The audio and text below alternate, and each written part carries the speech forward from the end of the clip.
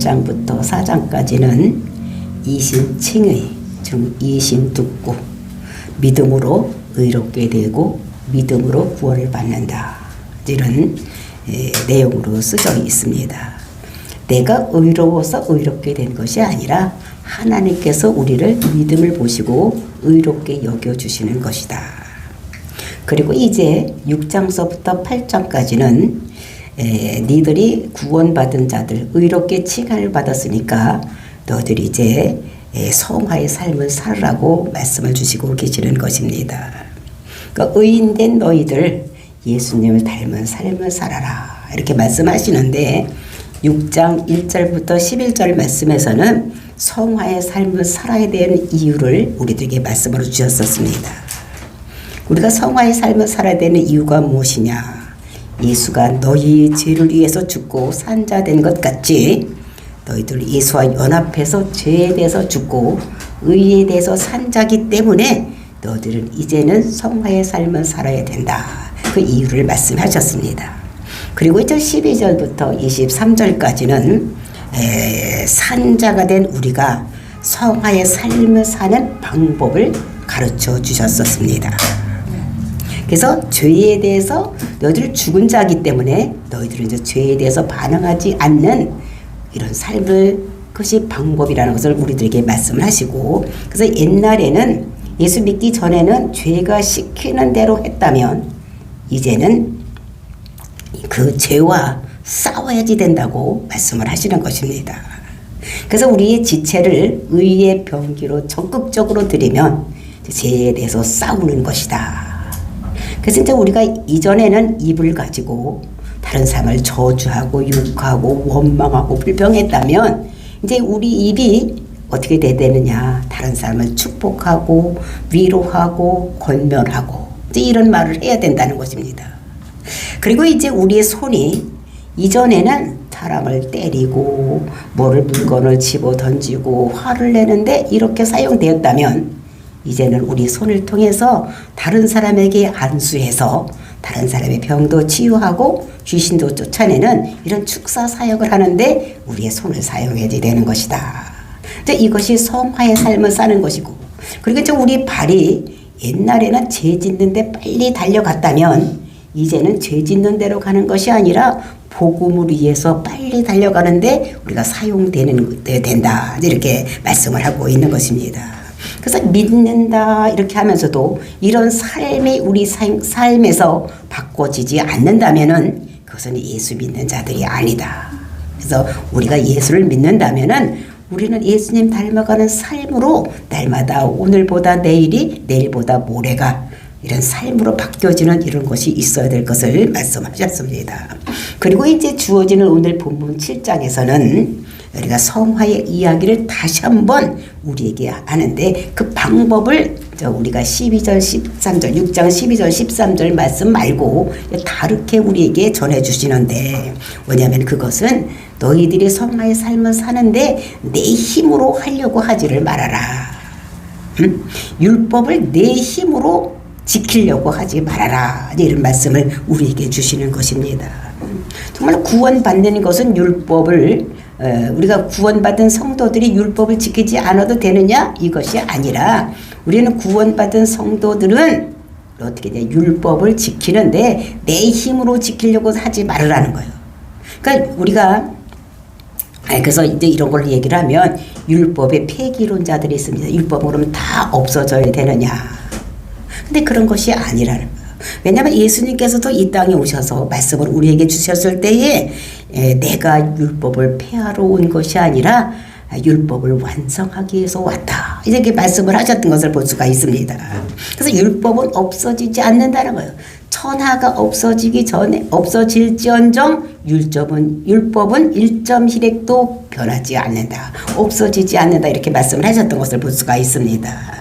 그 율법은 없어지지 않는데 우리가 폐하야 지금 우리가 안 해도 되는 거죠. 완성된 것은 무엇이냐? 예수님께서 완성하러 왔기 때문에 우리는 의식법, 그러니까 제사를 드리는 이런 법, 그러니까 번제, 소제, 속건제, 뭐 이런 것들, 그런 의식법은 예수님께서 오셔서 다 완성을 시켰습니다. 그렇기 때문에 이제 우리는 그거는 안 지켜도 되는 거예요. 그런데 그 율법에는 저 두 가지 법인데 의식법은 예수님께서 완성시켰으니까 안 지켜도 되는 것이고, 그리고 이제 도덕법이나 시민법은 우리는 지켜야지 되는 것입니다. 좀 옛날에는 율법을 지킬 때에 구원받으려고 율법을 지켰다면 이미 구원받은 우리는 이제는 주님께서 기뻐하시는 그런 삶을 살려드리려고 우리가 율법을 지키는 것이다. 그래서 율법을 지키는데 우리가 7장을 우리가 읽어보면은 내 힘으로 내 자신이 그거를 지키려고 하지를 말아라 말하고 있는 것입니다. 왜냐하면 사단이 율법을 통해서 역사한다는 것입니다. 그럼 성화의 삶을 살려면 우리가 율법을 지키려면 우리가 어떻게 되냐? 예수님께로 가면 된다. 그러니까 예수님을 믿으면 되는 것이고, 우리가 예수를 믿으면 우리에게 성령이 오고, 성령이 오면 우리에게 어떻게 율법대로 살 마음과 우리에게 그 생각을 우리에게 주고, 그리고 우리가 생각과 마음이 있으면 어떻게 됩니까? 그 일을 할 수가 있는 거예요. 그런데도 잘 안 될 때, 이럴 때는 우리에게 하나님, 그 성령님이 우리에게 살 힘도 우리에게 주기 때문에 우리는 예수님께로 가면 우리가 하나님의 일을 할 수 있는, 그리고 이제 우리가 성화의 삶을 살 수 있는 이런 것이 된다는 것을 우리들에게 말씀하고 있는 것입니다. 그러니까 요한복음에서도 보면 나는 포도나무의 너희는 가지니, 그러니까 열매를 맺으려면 가지가 나무에 붙어 있기만 하면 되는 것이지 뭐 가지가 뭘 하려고 노력하면 되는 것이 아니다. 이렇게 말씀하고 있는 것을 볼 수가 있습니다. 그러니까 붙어 있으면 되고, 오늘 우리가 로마서 7장에서는 예수님께로 가면 된다.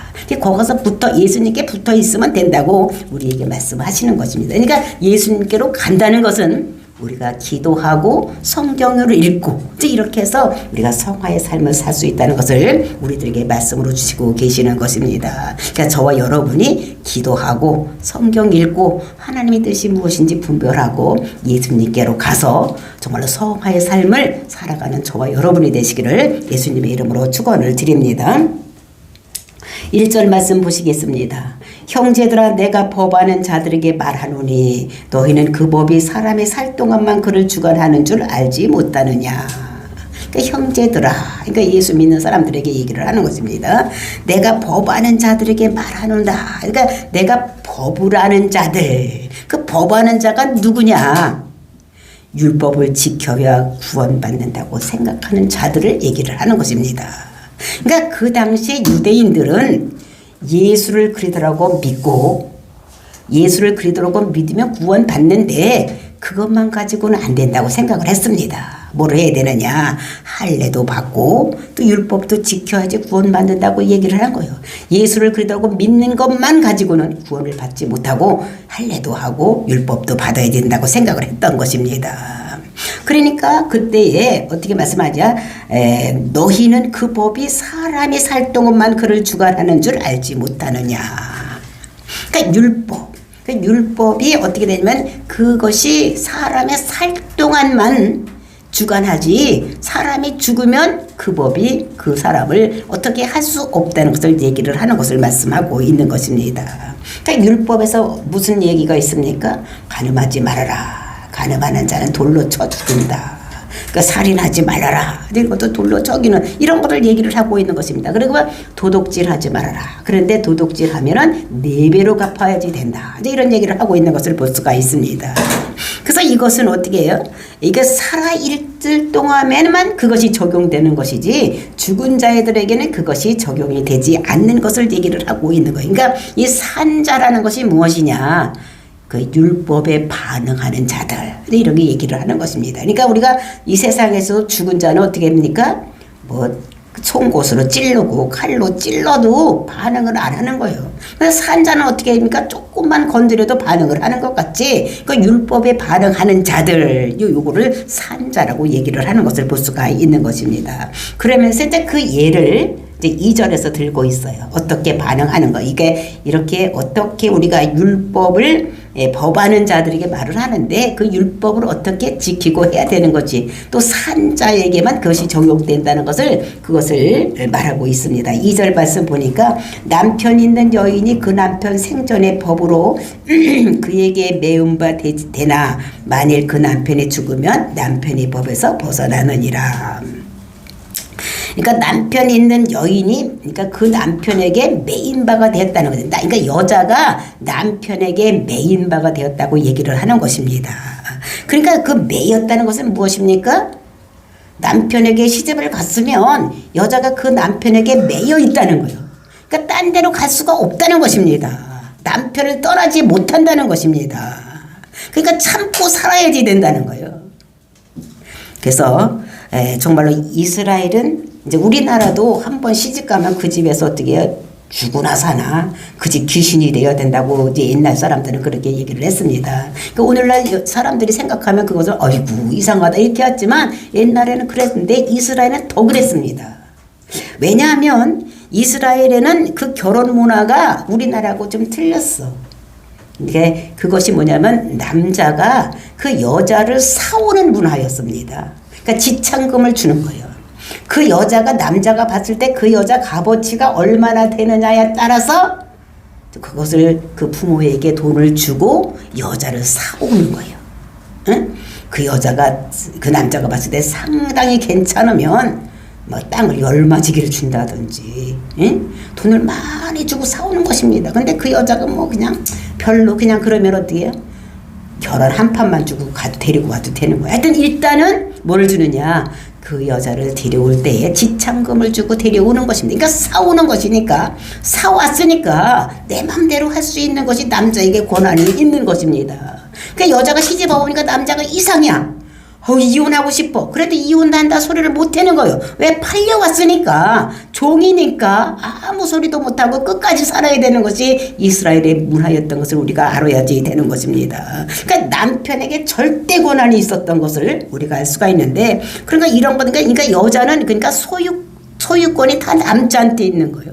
남자가 죽으려면 죽고 일하려면 일하고 야 너는 이렇게 빼짝 말랐어. 밥 많이 먹고 살 뚱뚱해겠죠. 그럼 먹기 싫어도 막 먹어야지 되고, 응? 그 다음에 밤에 잠자지 말고 나가서 일해! 이러면 또 나가서 일도 해야 되는 이런 것이, 그러니까 매여 있는 거예요. 종같이 여자가 그렇게 있었던 것을 우리가 알아야지 되는 것입니다. 그러니까 좋으나 싫으나 어떻게 해요? 그 남자가 있을 때에는 같이 살아야 되니까. 그 남자가 뭐 성격이 난폭하고 막 이상하고 하더라도 할 수가 없는 거예요. 왜? 매였으니까. 왜? 돈 주고 팔려왔으니까. 거기에서 우리는 그때 이스라엘 여자들은 꼼짝도 하지 못하고 살 수밖에 없는. 그러니까 죽었다 하고 살아야 되는 거예요. 근데 그 남자가 죽었어. 그러면 딴 데로 가도 되는데 그 남자가 살아있는데 딴 데로 시집을 가면 그 여자를 뭐라 그러는가 하면 음녀라고 이렇게 얘기를 하는 것입니다. 음녀.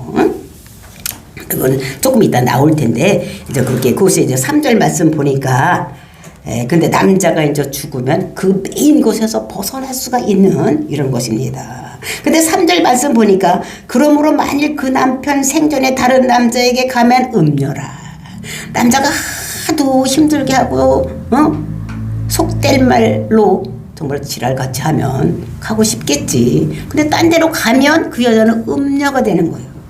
근데 음녀는 성경에서 뭐라고 얘기를 합니까?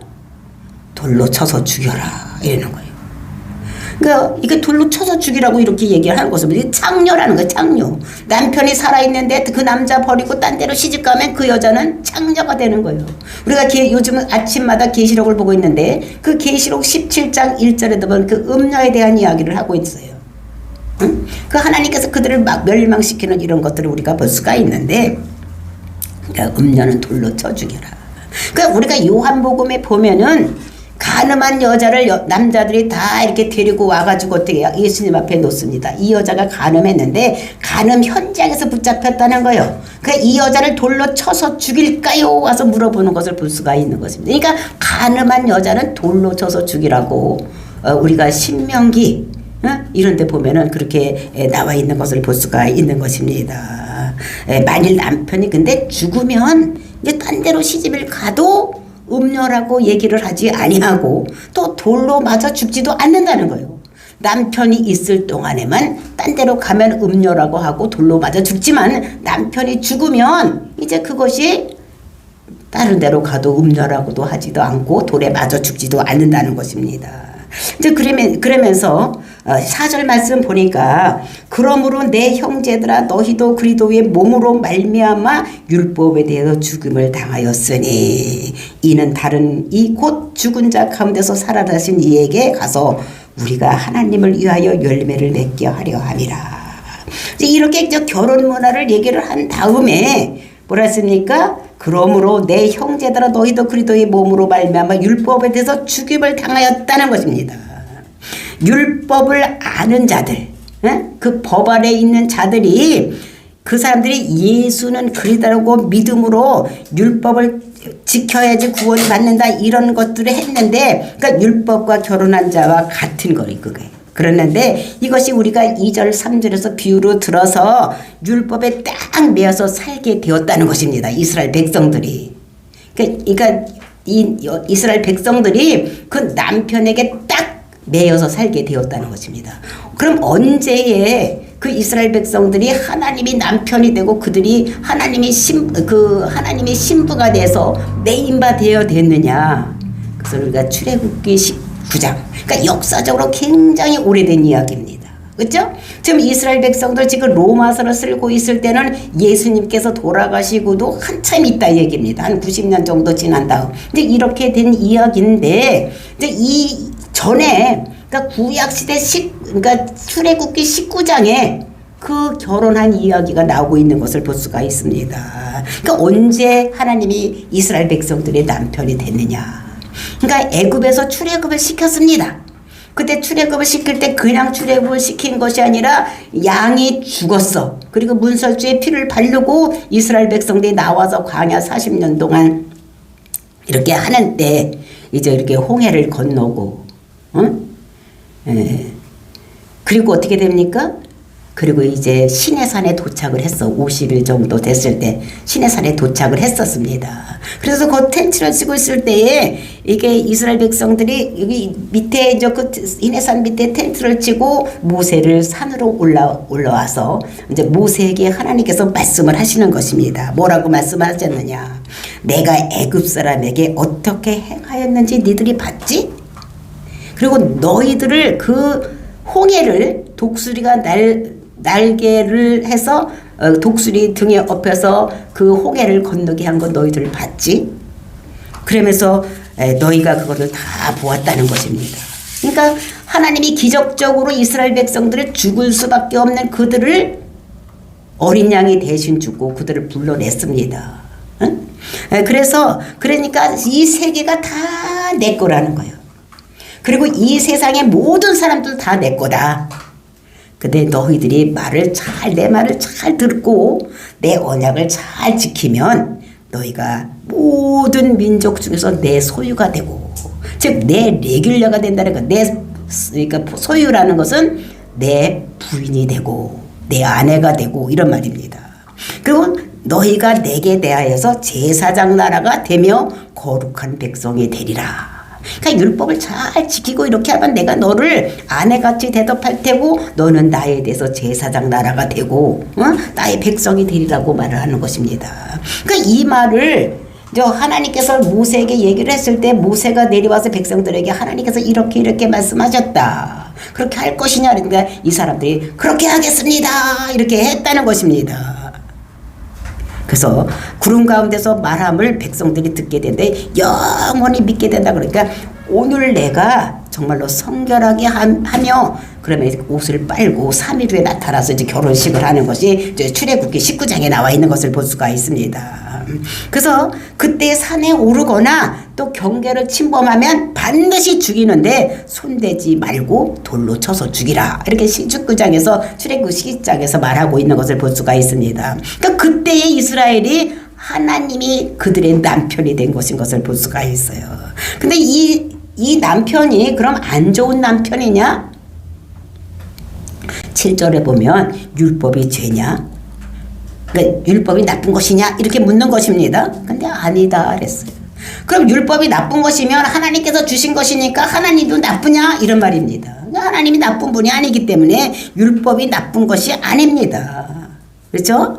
율법은 죄도 막힌 것도 아니고 율법은 좋은 것인데, 그런데 율법은 어떻게 됩니까? 하라 아니면 하지 말아라 이러는 거예요. 그러니까 남편이 그냥 너글너글하고 웃으면서 이렇게 해야지 되는데, 이 율법이라는 남편이 어떠냐면 그렇게 하지 않는다는 거예요. 해, 하지 말어. 근엄하게만 하다는 것입니다. 그러니까 도덕교과서인 거예요. 그 하나님은 나쁜 짓도 쓸쓸하면서 이런 게 아니라 자기가 완전하게 아주 여기 올바르게 되어 있으면서 이 백성들에게도 그거를 그러니까 부인에게도 그거를 요구를 한다는 것입니다. 그러니까 이스라엘 백성들이 숨이 막히는 거예요. 그대로 도덕적으로 도덕교과서 같이 살아야 되니까 숨이 막히는 것입니다. 근데 율법에서 벗어나려면 어떻게 됩니까? 그 하나님이 죽어야 되는데 그 하나님이 죽는 하나님이 아니라는 거예요. 예수님 같이 어떻게 영생한다는 것입니다. 죽지도 않고 또 오고 또 오고 이러는 거예요. 그리고 우리가 옛날에 각설이 타령할 때 뭐라 그럽니까? 작년에 왔던 각설이 죽지도 않고 또 왔네 이러잖아요. 그렇죠? 그러니까 이 율법을 주신 그 하나님께서 그러니까 죽지를 않는다는 거. 죽으면 딴 데로 가도 되는데 이 남편 되는 하나님이 죽지도 않고 그냥 계시니까 어떻게 해요?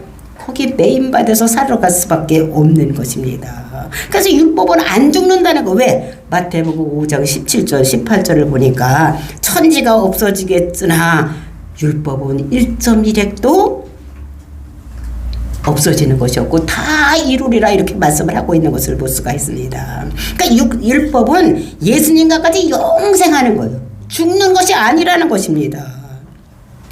그러니까 아무리 딴 데로 시집을 가고 싶고 딴 데로 가고 싶어도 메인까지 했으니까 갈 수가 없는 거예요. 그러니까 소망이 없는 것입니다. 그래서 오늘 본문에서는 내가 율법에서 죽었다는 거예요. 내가 율법에 대해서 죽었다. 응? 그러니까 율법에서 안 죽었으니 내가 죽었다는 것입니다. 그게 언제 죽었나? 그 언제 죽었나를 4절에서 말씀하고 있는 것입니다. 언제 죽었느냐면 율법에 대해 죽음을 당하였으니. 그러니까 율법에 대해서 우리가 죽음을 당했다는 것입니다. 근데 이는 그 죽었다고 하는 이유가 무엇이냐? 이는 다른 이 곧 죽은 자 가운데서 살아나신 이에게 가서. 그러니까 그 죽은 이유가 뭐냐면 다른 이는 곧 누구냐면 죽은 자 가운데서 다시 살아낸 이에게. 다른 이로 가면 되는데 그것이 누구냐면 죽은 자 가운데서 살아나신 이게 누굽니까? 예수님인 거예요. 죽었다 살아나신 이는 예수님밖에 없으니까 예수님에게 가서 글로 가서 우리가 하나님을 위하여 열매를 맺게 하려 함이라. 우리가 하나님께 대해서 열매를 맺는데 어디 가서 맞아야 되냐면 예수님께로 가서 열매를 맺어야지 된다는 것입니다. 열매를 맺어야 되는 거예요. 그러니까 우리가 이때 언제 우리가 예수 그리스도와 함께 죽었냐? 우리가 5장에서 보면은 예수님께서 우리의 대표가 되는 거예요. 그렇죠? 아담 이후에 모든 사람의 대표가 누구냐면 아담은 모든 인류의 대표가 되고 그 다음에 예수님은 어떻게 믿는 사람의 모든 대표가 되는 것을 볼 수가 있는데, 그래서 우리가 6장에서 세례를 받을 때에 예수와 연합하여서 예수와 함께 죽고 또 예수가 물에서 올라올 때 사는 것 같이 우리도 연합해서 세례를 받을 때 살아난 자가 된 것입니다. 그러니까 율법에도 그렇다는 거예요.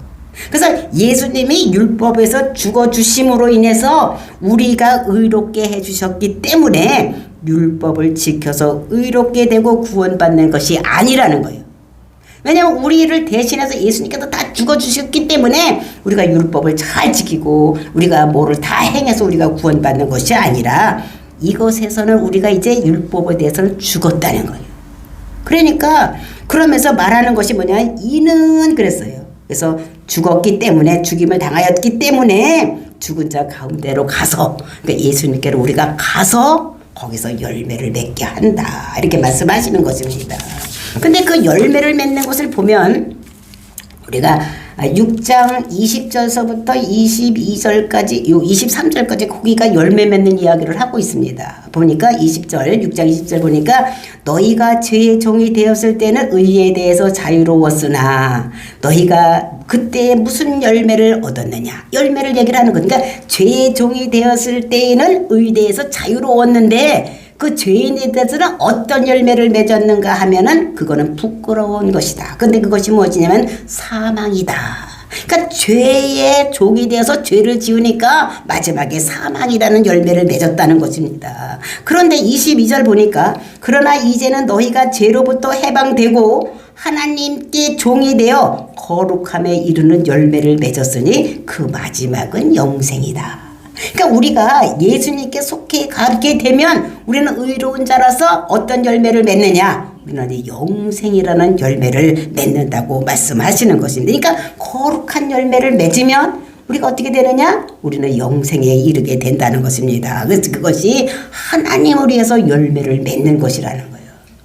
그러니까 마귀에게 종이 되어 세상에 있을 때에는 우리가 열매를 맺는데 그 마귀의 열매를 맺으니까 죄니까 그거는 즉사삭선 사망이기 때문에 죽음으로 가는데 우리가 변화해서 하나님의 우리가 종이 되면 우리는 영생의 열매를 맺는, 그러니까 거룩한 열매이기 때문에 그것을 영생에 이룰 수 있다는 것을 얘기를 하는 것입니다. 그러니까 성화된 삶을 사는 비결이 뭐냐? 이것은 내 힘으로 살려고 하는 것이 아니라 그러니까 예수님께 가야지 되는 거예요. 그래서 아까도 우리 찬송을 했죠. 예수님께로 가면 나는 기쁘다고. 그렇죠? 예수님께로 가야지 되는 거예요. 내가 무엇을 하는 것이 아니라 내가 예수님께로 가면 된다는 것도 얘기를 하는 것입니다. 그래서 예수님을 믿으면 의롭게 되었어. 그럼 우리가 율법을 안 지켜도 되느냐? 아니라는 것입니다. 지켜야 된다는 거예요.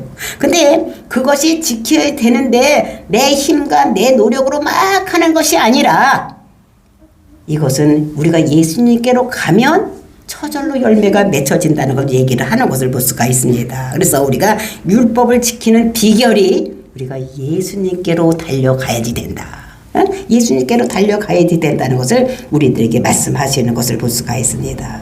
그래서 그 5절 보니까 우리가 육신에 있을 때 근데 이제 그것이 그럼 예수님이 이제 이렇게 달려가면 우리가 예수님께 달려간다는 것은 우리가 예수를 믿는다는 것입니다. 그러니까 우리가 예수를 믿으면 어떤 일이 있느냐? 두 가지를 예수님께서 우리에게 주신다는 거예요. 무엇을 주시느냐? 제일 첫 번에 율법대로 살 마음과 생각을 주시는 거예요. 율법대로 살 마음과 생각을 우리에게 주는데 그것이 우리가 빌립보서 2장 13절을 보면은 소원을 두고 행하게 하려 함이라. 그러니까 하나님 나라에 대해서 소망을 두고, 그러니까 전도하는 거 소망 두고, 다른 사람을 구원시키는 데 소망 두고, 막 이런 곳에 소망을 두고 하는 거예요. 그러니까 우리는 누가 다른 사람이 시켜서 하는 것보다 어떻게 됩니까? 내가 그것을 소망하고 살면 우리는 하고 싶은 일이 되는 거예요. 남이 시키면 하기 싫어. 근데 내가 마음속에서 막 그것이 불릴듯이 일어나면 하고 싶은 것인 것을 볼 수가 있는 것입니다. 그리고 우리가 조금 이제 8장을 배울 텐데 8장 3절 4절을 보면 율법이 육신으로 말미암아 연약하여 할 수 없는 그것을 하나님은 하시나니 그 죄로 말미암아 자기 아들을 죄 있는 육신의 모양을 보내서 육신의 죄를 정하사 육신을 따르지 않고 그 영을 따라 행하는 우리에게 율법의 요구가 이루어지게 하려 하심이라. 그러면서 5절에 육신을 따르는 자는 육신의 일을 영을 따르는 자는 영의 일을 생각한다. 그러니까 우리가 육신을 따르지 아니하고 우리가 예수를 믿으면 성령님이 우리에게 오시는 거예요.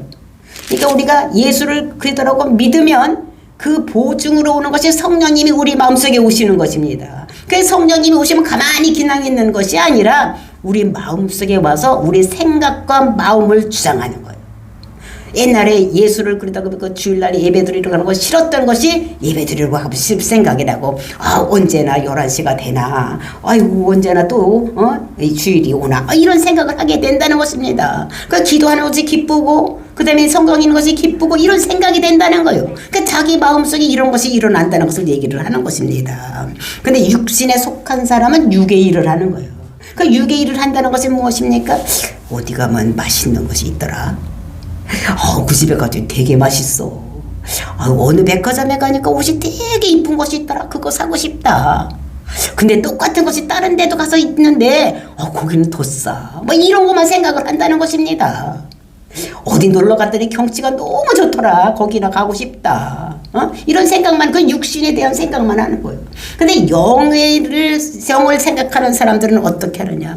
어떻게 하면 우리 친척 중에서 예수 안 믿는 사람, 저 사람들을 구원할까. 지나간 사람들이 많이 있을 때 저 사람 교회를 다니나 안 다니나. 저 사람들 예수 믿고 구원받았으면 좋겠다. 아픈 사람을 보면 어떻게 하냐면 하나님께 기도해서 저 사람 병을 낫게 했으면 좋겠다. 막 이런 생각이 들어간다는 거죠.